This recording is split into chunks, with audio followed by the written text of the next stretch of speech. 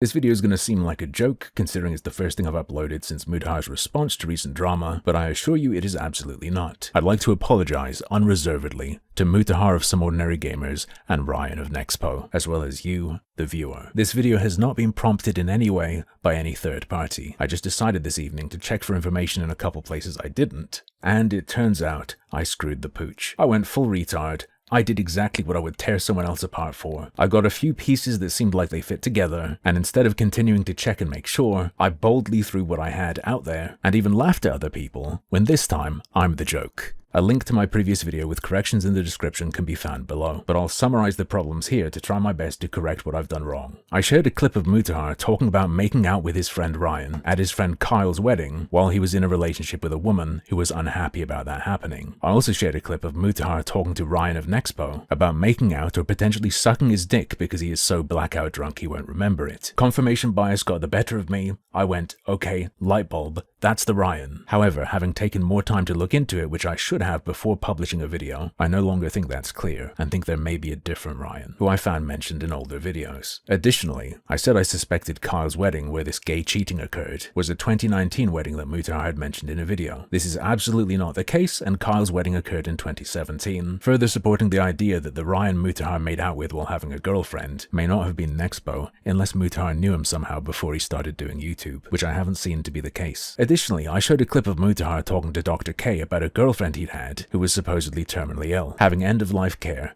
with serious heart conditions. I suggested this could have been the girlfriend he had at the time of Kyle's wedding, but now that I've found that details of Kyle's wedding actually are online, and it was in 2017, that must be incorrect. An absolute embarrassment. I don't know what I was doing not putting in the time I needed to, and I again apologize unreservedly to Mutahar of SomeOrdinaryGamers and Ryan of Nexpo. I'm not sure how likely it is that either of you will see this, and I don't expect forgiveness given how intensely I went at and have been going at Mutahar, but I am genuinely ashamed of my lack of due diligence in this instance. Of course, actions speak louder than words. To demonstrate my remorse and my understanding of how badly I've failed here, not just with regard to the two public figures I've wronged, but also my duty to you, the audience, I will not be covering any further developments in this or anything to do with SomeOrdinaryGamers beyond looking at other people's coverage on stream, because given my terrible performance in that previous video, I don't think it's reasonable to expect anyone to trust me when I publish original coverage. It's good to check things yourself and you shouldn't trust blindly, but that's not the reality of how people watch YouTube. Trust is a major factor. I've been presenting myself in a way that I simply didn't live up to